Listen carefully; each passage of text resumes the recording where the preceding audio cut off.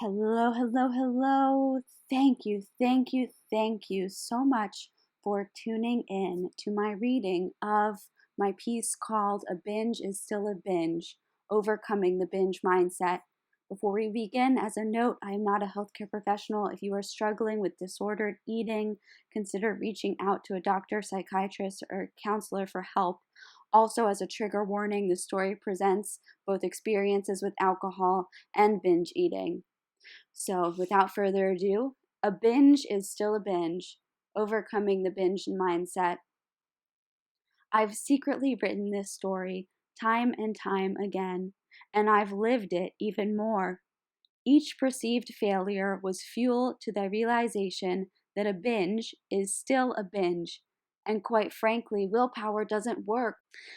I have not fully overcome the binge mindset, but over the course of my journey so far, I have discovered options and choices to adjust my relationship to my mind, body, food, and thoughts, and embraced the change to fill my life from the inside out, therefore reducing the call to binge.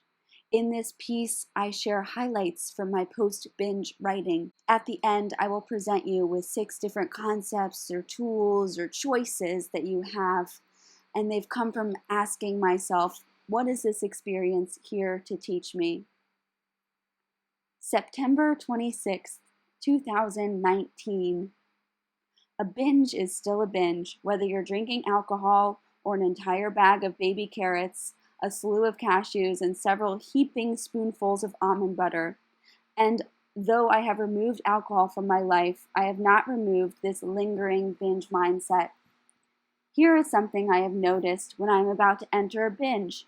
That delicious snack always starts out with such a reasonable portion. Then I think to myself, I'll just have one more handful of rice crackers or cashews. I may have an entire handful of crackers in my hand, but my only thoughts are about going to get the next handful. I mean, that sounds crazy, right? There may be 8 crackers in my hand, and I'm thinking about the next handful I'm going to grab. This was my problem with alcohol. I would be socializing with friends, but in my head I was more concerned that I had taken a sip of my current drink, and thus it would inevitably be gone, and I would need another one. And when or where would I get the next one? Maybe I should chug this one so I can be sure to get another drink. Hell, maybe I'll hold 2 cups just to be safe. My intentions were always start out so innocent. No, it was never my intention to drink to the point of obliteration, nor was it my intention to eat so many cashews that I feel sick. But here I am again, getting drunk off cashews. And it's like something happens. A switch flipped. I once thought I was strong enough to sit with the emotions from cravings, but they come on so strong. It gets late. I get tired. January 23rd, 2020. It's late at night. My stomach hurts for the 3rd night in a row. And no, I don't have a cold, and I'm not pregnant. I couldn't say no. A binge is still a binge. A light switch goes off in my head. It screams for more. It won't let me have less. I rest in the awareness of the whole situation, knowing full and well what I'm going to get into.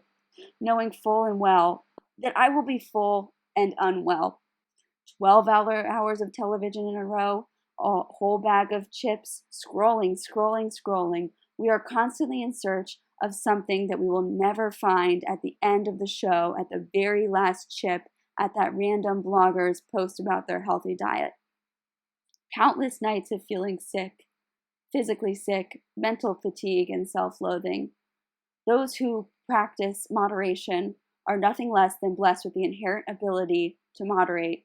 To others, it feels like we are trapped in the endless sea of go, don't stop. So I limit. I say, you can't have that, you can't have this, but it doesn't make it go away. A binge is still a binge. It just changes forms. How do you dismantle a mindset that is interwoven into the fabric of your being? January 16th, 2021. Relief. Sweet relief. I no longer feel trapped by my thoughts and emotions. At one time, I thought I might get stuck in this vicious cycle for my entire existence. Something magical happened. I guess you can call it a deep healing and an answer to my prayers. I'm liberated from the stories I once told because I'm choosing to write new ones. To answer my question that I wrote about a year ago, you dismantle and unlearn your negative habits, like binging, slowly, with a focus on raising awareness, cultivating kindness, and choosing to sit with the discomfort. Tips and tools and insights. 1. Raise your awareness and then raise it some more. From listening to many teachers on a variety of topics, from productivity with Chris Bailey to spirituality with Deepak Chopra, I've come to the conclusion that all roads lead back to meditation. There are many ways to meditate and many guided meditations out there. The most simple is that you use your breath, the inhale and the exhale, as your object of focus. This means you place all your attention on exploring and sensing the breath moving inward from your nose to your navel and back out from navel to nose. Getting curious in all the minute details will help you stay focused. And when the mind wanders, as it always does, simply bring it back. Slowly over the course of time, with dedicated daily practice, meditation will awaken you to the true causes of your addictions and give you the ability to stay present. This increases your ability to manage your feelings, which subsequently minimizes the need to binge. It does more than that, but you get what I'm saying, finding stillness and just existing. And you can become aware of your triggers even without meditation. I get it. I hear a lot of people say, meditation's just not my thing. There's no one right way to do anything, and you can raise your awareness without meditating. So are there certain foods or habits that will take you down the road of a binge more quickly? What are they? Becoming aware of these triggers can help you adjust what you are purchasing or how you relate to this food or whatever it is you're binging on. Perhaps more importantly, notice when you are triggered to binge. What are you doing? Is there a particular time of day that you are more likely to set off the train of a binge? Notice your various triggers and acknowledge them. 2. Ride the wave of craving. RAIN, RAIN. Recognize, accept, investigate, non-identifiable. I recently learned how to, quote, ride the wave of a craving, end quote, in the book The Craving Mind by Judson Brewer. When I listened to this book, I came across this acronym and I thought, wow, why has no one told me about this before? R, recognize. You become aware that you are entering a craving or on the verge of entering a binge or a downward spiral of negative emotions. Accept. Allow the feelings to come in just as they are. Investigate. Get curious from a place of self-compassion. Discover how you are feeling and your bodily sensations. Non-identifiable. Complete this process from a place of non-judgment. Do not associate these feelings and cravings for a binge with yourself because you are not your body or your feelings. Mind blown, right? 3. Release your story and tell a new one. What is the story you are telling yourself that is creating a particular stuckness around this binge mindset? Do you believe in your ability to change?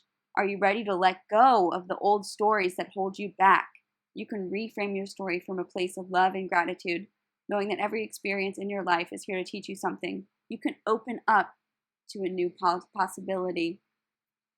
4. Embrace an attitude of gratitude. The field of positive psychology has brought us significant research on the effects of gratitude or being thankful.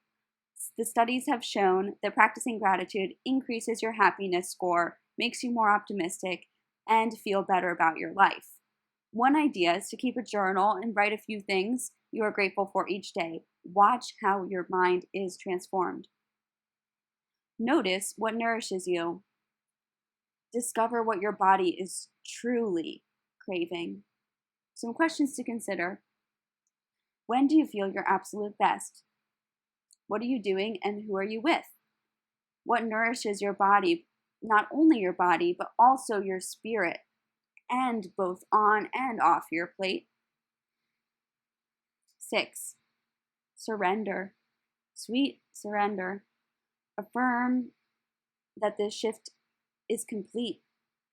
Know it is not only a possibility, but something you have done already. In this state of gratitude, surrender to something greater than yourself. We cannot know when or exactly how, but we are here for this journey. With this newfound commitment to myself, I'm here for the journey. Not only am I here for my own journey, but I'm here for yours. We are in this moment together. May this writing help nourish you deeply from the inside out. I support you, and I love you.